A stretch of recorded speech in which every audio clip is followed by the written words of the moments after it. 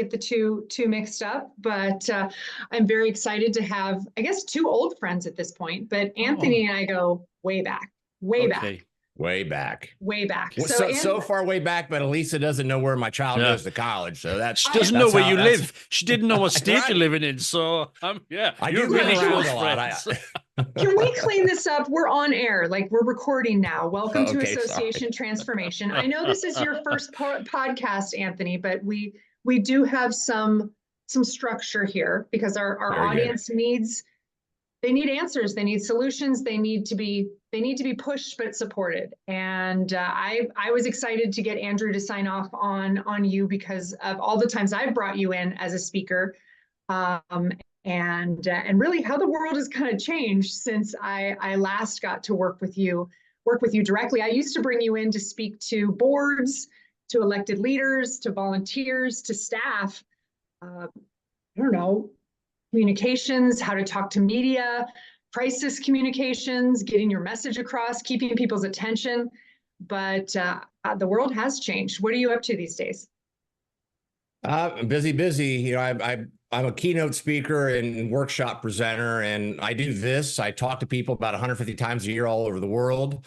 And really, as you mentioned, I talk on two main topics. I teach people how to communicate in the good times and the bad. So I do a lot of crisis consulting, a lot of crisis training, planning. And then the other thing that I do is I help organizations and individuals within those organizations more effectively communicate, whether it's in front of somebody across their desk, when they're doing a Zoom call, presenting at an association meeting, whatever. I help them stand up and be a more dynamic communicator, and most importantly, better connect with the people that they're trying to sell something to. And you may not be selling product and services, but everyone is selling concepts and ideas. And so I help them be a little bit more successful doing that.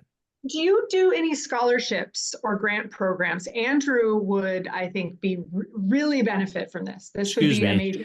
You could start with Andrew. This could be your before, like 6 months from now. Since I started this crisis, which is called Association Transformation, I've done nothing but communicate. How dare you? Oh, you don't like it? You dish it out. You got to be able to take it, Lise. Well, you know, it's funny that you say in good times and in bad times. Now having been in consulting for almost 10 years, I feel like no one really calls during the good times. No, they usually call during the bad times. Is that your experience, Anthony? That's my biggest frustration, is that I'll get a call 3 days to a week after an organization's in crisis, and they expect me to work miracles. And what I try to do is I try to scare people a little bit, to tell them that they need to get things in place before they have an incident. And really, it's insurance for your reputation. Everybody has fire insurance. And when I do my speeches and my workshops, I say, all right, everybody in the audience, who has fire insurance? Everybody puts their hand up, and I say, who's had a fire? And mostly no one's ever had a fire. And then I say, well, go cancel your fire insurance. And no one will do that, right? So it's important that we have these tools in place. We think about communications before we have that incident, because it only takes 30 seconds to destroy 30 years of hard work if you're not prepared to manage whatever happens to you, whether it's a data breach, whether it's an act of violence, whether it's some sort of quality control issue. There's a number of things that can happen. You've got to be prepared. Yeah. So maybe we should have started with the official introduction. I mean, Anthony Huey, reputation management, CEO, founder, worldwide global speaker, thought leader on the subject. I imagine it's actually less than 30 seconds these days, maybe just one click. Exactly right. I mean, it's amazing. You could pull up USA Today, pull up CNN, pull up wherever you are on this podcast listening in your market, and look at the news stories, look at the tweets, look at the Instagram posts, and bad things are happening to organizations every single day. In the IT world, we just had CrowdStrike a couple of weeks ago, and the entire world's networks went down. That was a major wake-up call for a lot of organizations, that they need to have the tools in place. Now, my expertise is in operational, so I can't tell you how to get the servers booted back up, but I can tell you how to communicate to your customers, to your suppliers, to your boss on what we're doing to make sure we're mitigating the damage that comes from any incident, and how we're going to move our organization forward. So when you work with go ahead, Andrew. No, I'll let you finish, and I'll, Well, Anthony has quite a spectrum of clients, right? A lot of for-profit, corporate, but I met him in the association space in the nonprofit world. And I wonder what you find is the most common kind of association crisis or communication topic that associations are struggling with. Well, in my world, I speak at a lot of events. So one would be the obvious. We have COVID was a major crisis for a lot of associations with canceling events and that whole event space issues that you have with bringing people into a city and making sure you're providing an experience that they can take back and have a positive perception about the association. So I would, if I was an association executive, I would be thinking, what can harm my perception, my reputation within my membership base? And that would be on my top of mind. It depends on the association, obviously, and a lot of crises mirror their members' crises. Now, if you're a manufacturing association, obviously, if you're an association executive, you're not making widgets. You don't have to worry about an explosion, but you could have to worry about employee malfeasance. One of my clients that will go unnamed is an association that their executive director said something in front of 500 people that was very inappropriate at their annual meeting. And the board had to write a letter of censure against this gentleman, and he ended up resigning. And so any sort of employee malfeasance or something that, taints the reputation of the association as a brand to its membership would be something, if I was an executive, I'd be paying attention to. Yeah. Are we only focusing on, I presume rather that we're not only talking about crisis communications. Surely, one of the big issues that I've sort of see rear its ugly head is, just within sort of regular communications, this fear or this worry that we're going to over communicate, which just blows my mind because I can't really understand it but there's always this worry that, well, we're going to over communicate and people are going to get bored of us and then they're not going to want to engage with us and we're going to be a nuisance. But and then to avoid that, we over communicating, we end up under communicating, and then we're dealing with almost with an in-house crisis of our own making, rather than some external sort of happening occurring to us. Is that something that you come across a lot, or is it just me? Maybe it's just me. Maybe it's just my associations. No, Andrew, you're spot on, and I'd love to talk about crisis communication all day long. But where I think organizations should focus on is the way they're communicating in everyday life. And Elisa knows this. She's seen me speak many, many times that, I've got a few key core concepts that form the foundation of everything that I teach in life. And number one on my list is when you have a conversation with a person, when you present to somebody, when you run a meeting or whatever, when you leave that meeting, when you hang up that phone, when we flip off this camera, studies consistently show that the people that you were talking to will only retain how much, Elisa? 10%? 20 to 30%. See, Elisa's proven my point here. So people, we told you that before we started recording. We said it's this number. That is not true. So people only remember, and here's the spirit of it, a small sliver of what you say. But Andrew, but Elisa, they will have a perception of how you are as a communicator. So, companies have brands.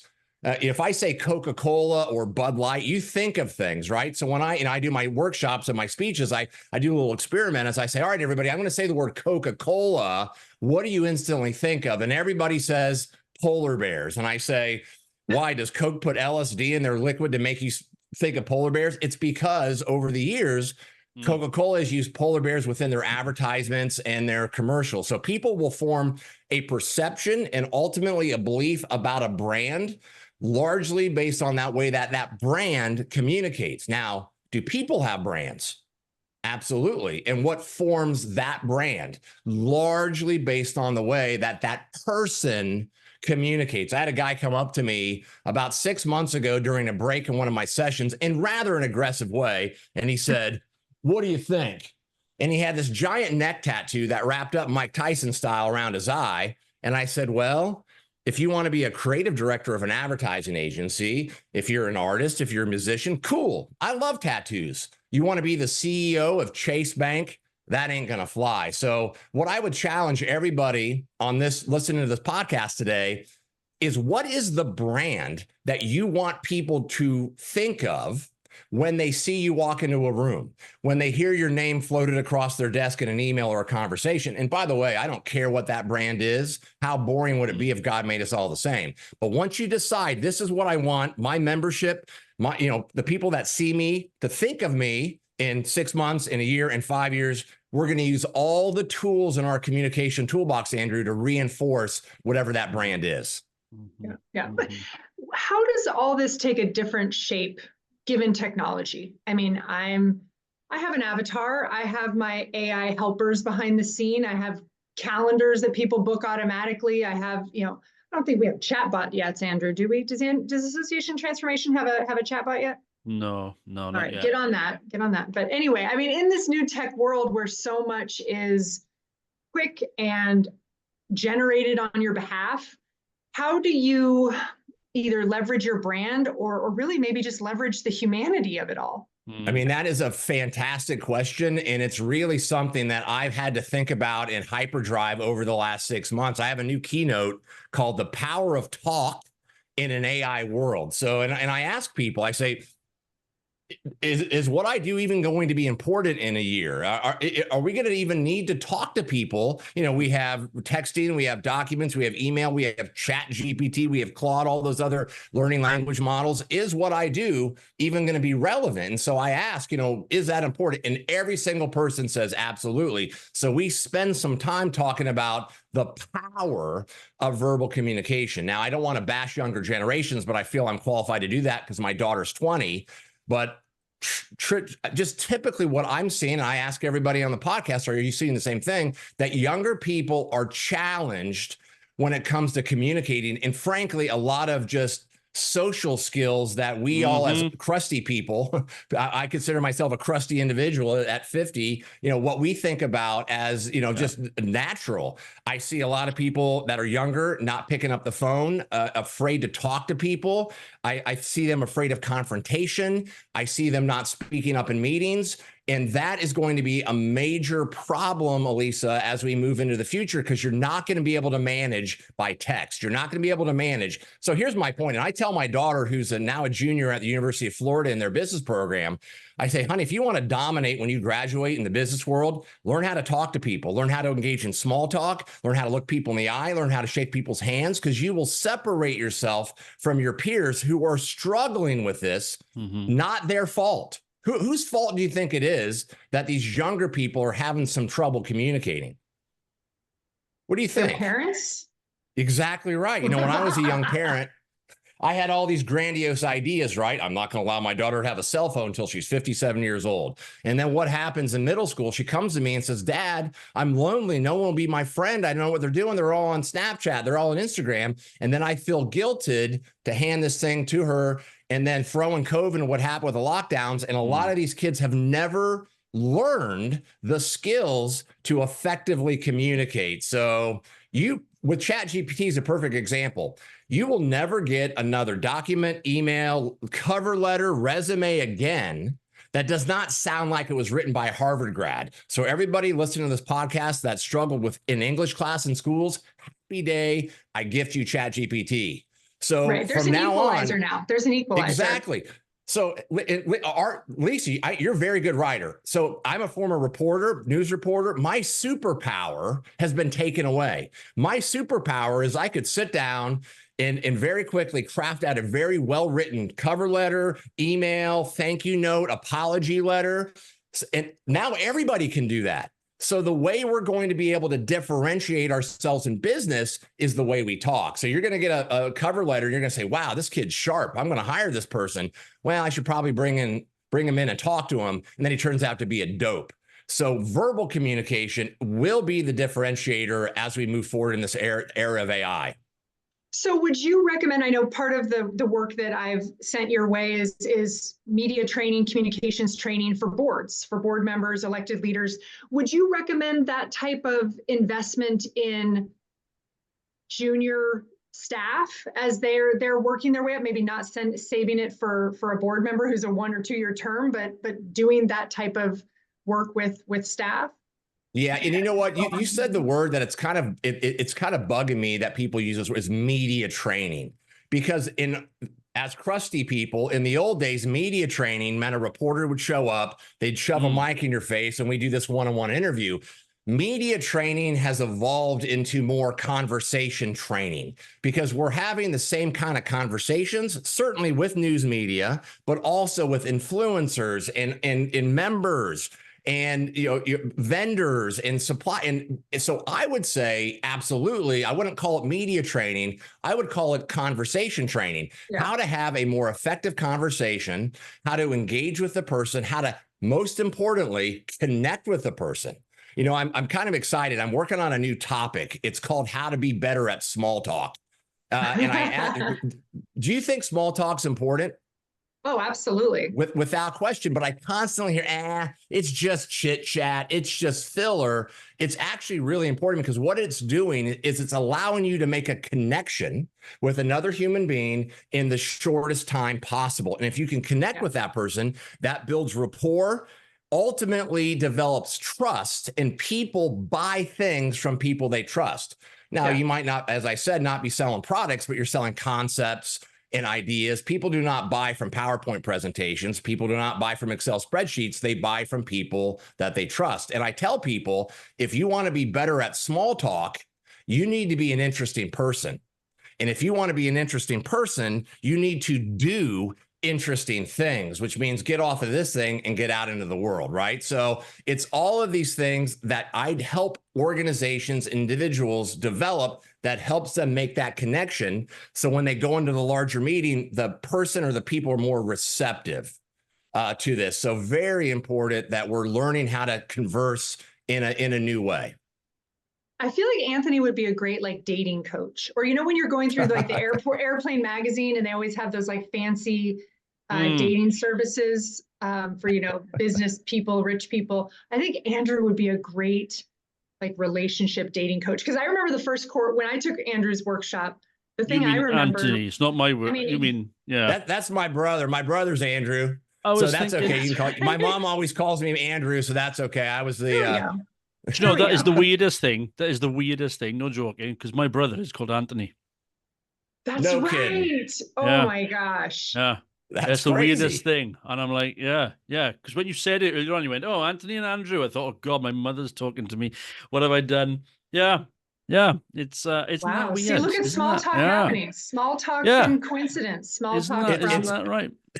The number one thing when it comes to communicating is to make that connection. There's a lot of other powers of verbally communicating. We get feedback right away that we can't get. I mean, how many times have I emailed Andrew at 11:30? Well, he just went to lunch. He comes back at 1 o'clock. He responds to my email. I read it. Well, he didn't answer my question. I respond back to Andrew at 3 o'clock. He half answers my question. Then finally at 5 o'clock, I get my question answered. What could I have done to have avoided that in the first place? Picked up the phone, walked down the hall, had a 2-second conversation with Andrew, because I get that instant feedback. It allowed verbal communication, allows us to significantly reduce misinterpretation of words. A lot of people think the emoji is the stupidest thing ever invented, but the emoji is there to replace not being there in person, to read body language and facial expressions and tone of voice. And that's why the written word, there's a lot of misinterpretation. That's why I can send Elisa a little winky face and she knows I'm kidding with her, even though she's not there in person. So I would challenge everybody on the podcast, listening to the podcast today, is to really hit the reset button on the way you're verbally communicating, because it's so important in our society moving forward. And most people are struggling with this. Yeah. So let's see, what's the first step? I mean, we ban phones from the dinner table. Do we ban phones from the staff meeting? Do we force we force people to shut their laptops when we're having a meeting. We force people to put their phones away. That's just because people don't engage with me when I'm in a session, or I'm leading a session, or I'm in a meeting, or I'm just having a roundtable chat. I know. I can see where someone's eyes are not looking at me. They're looking at a screen. I know they're not. They're not engaging with me. Then they're not going to be able to contribute. You guys Here's a word I want everyone. Here's a word I want everyone to think about, the word intentional. I want everybody to start being intentional. So I don't know, what number podcast is this, guys? Like 114, 115. Okay, 114. And I'm sure you have groupies out there that listen to all your podcasts because it's amazing. But everyone always leaves meetings, conferences, presentations, podcasts saying, oh, that was some interesting information. And then they don't do anything with it. They need to start being intentional. And I would say, and you're spot on, Andrew, is we need to start thinking about before meetings, being intentional about making people pay attention to us. Most people are not. And it's frustrating to me, as a father. So I told you my daughter's 20 years old in their business program. She just got an internship. She started her internship last week. And she went for orientation. And they told her, they said, yeah, a lot of this stuff you could probably do from your apartment. And she told me that, and that just made me so upset because at this point, we need to start creating the opportunities for people to practice being intentional about engagement and eye contact and body language. Human. I mean, this is just being human. Exactly right. And haven't we learned this after COVID? Here we are, everyone was, and that's why associations, when we got out of COVID, everybody was hungering for that human touch, for that human meeting, but yet we're kind of defaulting back to, we'll just do a Zoom call, we'll do it. And I get it. There's a time for Zoom, Teams meetings, there's a time for phone calls, but there's a time to get together in person, talk and connect. It's all about connecting. Yeah. Well, and it makes me wonder, I think during COVID, we created two sides of the membership list. There's those who are hungry and want to get back together, and participation means something. That community of action, that community of intention means something. And then there's the passive member. And I wonder if you can be valuable to both at the same time without sacrificing the other. Because in some, I do need to have a computer generated targeted email that the algorithm tells me what they've clicked on and what they've read, and I needed to send them information. They don't want to come to a meeting.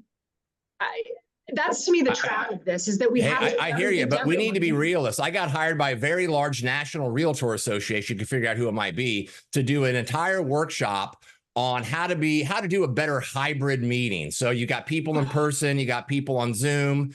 And at the end of the 3 hours, you know what I told them? You can't. Okay. So you could either do a really good virtual meeting, you can do a really good in-person meeting, but it's going to be a very mediocre hybrid meeting because somebody ultimately gets ignored. So I totally understand what you're saying. And of course, we've all learned, another one of my clients is a very large state. And they had a hard time in the past before COVID getting people in the south part of their state to attend meetings in the north part of their state because it was like 500-mile drive, right? And so having virtual meetings has really helped them capture participation from members who may not have participated in the old days. But we have to be realists, and we have to understand we need to have in person, we need to have virtual, and we need to try to be as best as we can in each one and not try to be a hybrid kind of a situation, because it just doesn't work. I don't know about, I could be wrong. I'm not omniscient.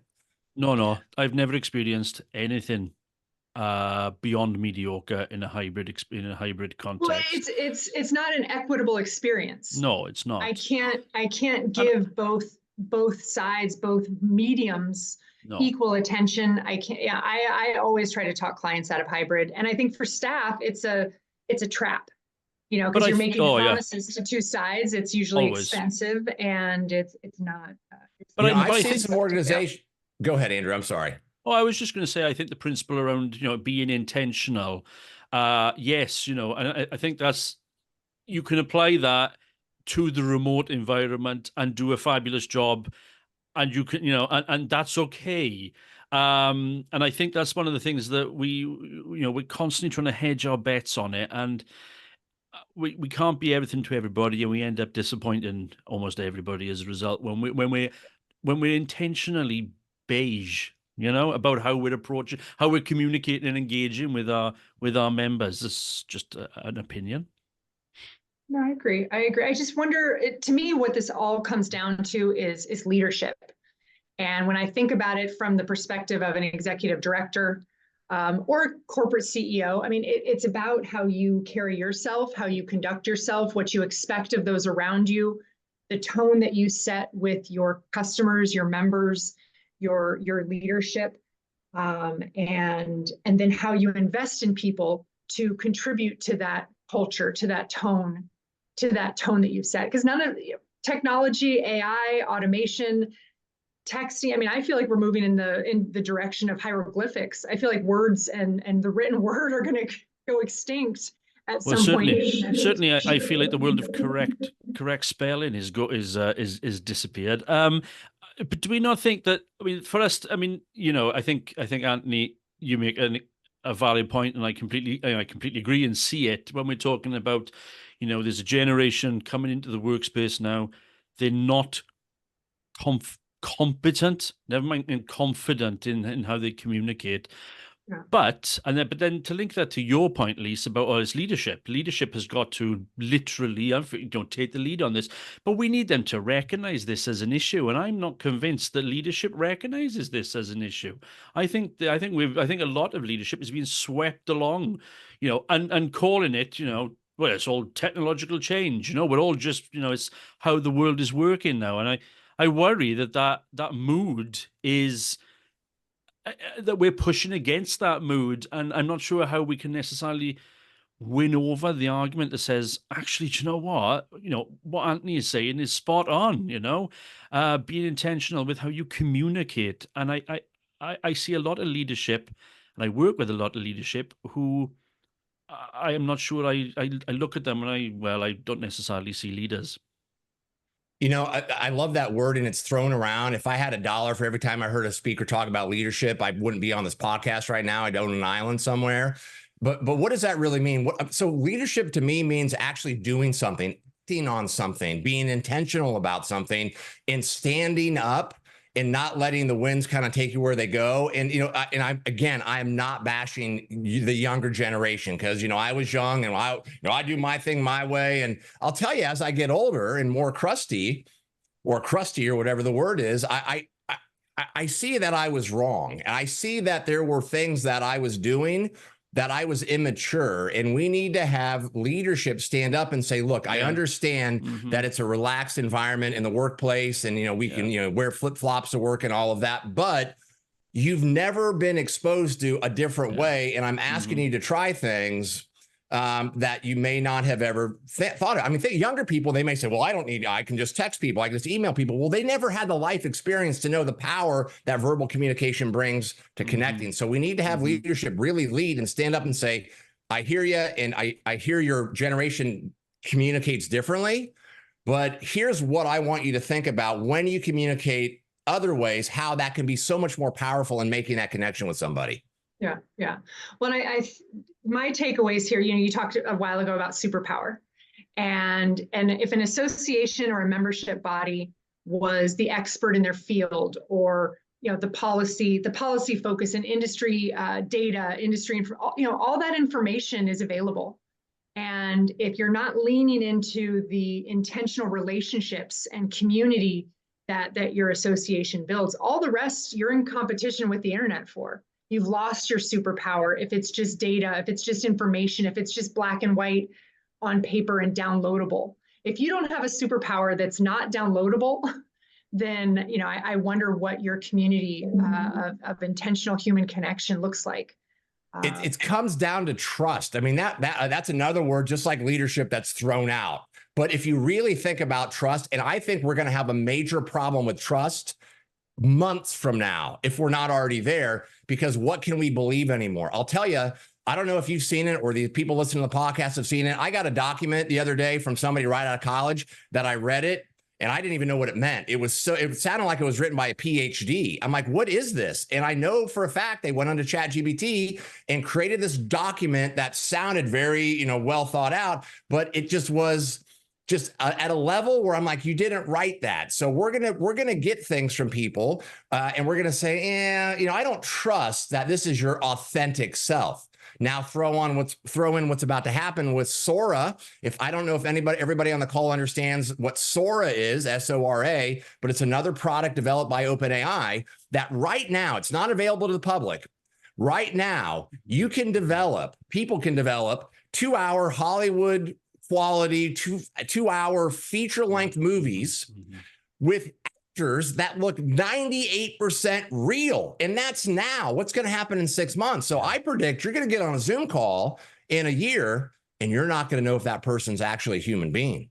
It's a true avatar. So that tells me that we are going to, as humanity and in this country, start mistrusting what we see in the digital footprint. I can't trust that Elisa wrote that. I can't trust that that's Andrew's voice coming out of what I think is Andrew in his office right there. And so that's going to push people to more in-person, verbal communication environments so we can trust those people. So it's really important that we're all thinking about that. So then I guess that would eliminate video as an alternative to the text message, to the letter, to the web link. It's not going to eliminate it because we're still going to get texts. We're still going to get emails. We're still going to make videos. It's just, I think the trust of those tools are going to be less and less and less. They're not going away. I'm not saying that we're always going to have to be in person, but I would ask the people listening to this podcast that if it's important, if you have to deliver negative news to somebody, if you have a meeting where you're going to raise dues or you're going to have, some hard conversation, that they should try to seek opportunities to do that in person over other means. And I'm not saying that you'll never do it. It's just in a perfect world, we'd be in person. We don't live in a perfect world. I appreciate that. But are they being intentional about the environments in which they're communicating? Yeah. All right. So now, end of the year, my goals have changed. I'm going to send out a real Christmas card instead of an email. I'm going to phone call thank yous instead of sending notes that probably ChatGPT would write for me. And maybe invest in a little communications training for my kid, for my 13-year-old who won't even text me back more than 3 words. I mean, what is old is new again. And I'll tell you, when I first got into business, we used to send direct mail. You remember what that is? Direct mail. We'd put these things in the mail and people would get them and they'd open it up and everyone would just throw the mail in the trash. And I had a client or a prospect I was trying to get a meeting with, and they were ignoring my calls. They were ignoring my letters. And so what I did is I went down to the grocery store and I got a giant sheet cake and I had them write in cursive letters, "Dear Bob, please call me at my phone number. I hope to talk to you." And I had it delivered to his office. Guess what? I got a phone call. So it's kind of thinking outside. I hate that phrase, outside the box, but no one gets emails or no one gets actual mail anymore. No one gets Christmas cards. No one gets, "Hey, you want to go out, grab some coffee?" And those old school tactics, I think, should be part of the mix, not to replace email, not to replace these things, but part of the mix. And I just don't think a lot of people realize this or think about these things anymore. Yeah. Well, it's going to be a different type of challenge for organizations that are globalizing, that are already international or looking to become so, balancing travel budgets and all the things. But you're right. It's maybe it's quality over quantity. Andrew, do you have a closing thought? No, well, I was just wondering, after 114 episodes, I'm just wondering now if you are an avatar. Only on the days that I put makeup on. Oh, you guys, I love this. I mean, there's so much here. We're all curmudgeon-y and, with kids that speak a different digital language, a lot more change to come. And I think a unique opportunity for associations, professional societies, and membership bodies to play a special role in that intentional community, and hopefully giving those emerging leaders, those new in their profession, a place to figure it out, to see what this could look like. So check. Well, I want to say thanks to both of you for having me in today. I really enjoy these types of chats. And if anybody out there listening wants to learn more from me, my website's communicateclearly.com. I have a number of videos out there that you could check out what I do. And, if you're interested in bringing me in, I'd be more than happy to talk to you. But thanks to Andrew and Elisa for inviting me on today. I hope I've enlightened you in some way. Absolutely. Well, and this was Anthony's first podcast ever. So, I mean, history has been made today. History has been made today. Exactly.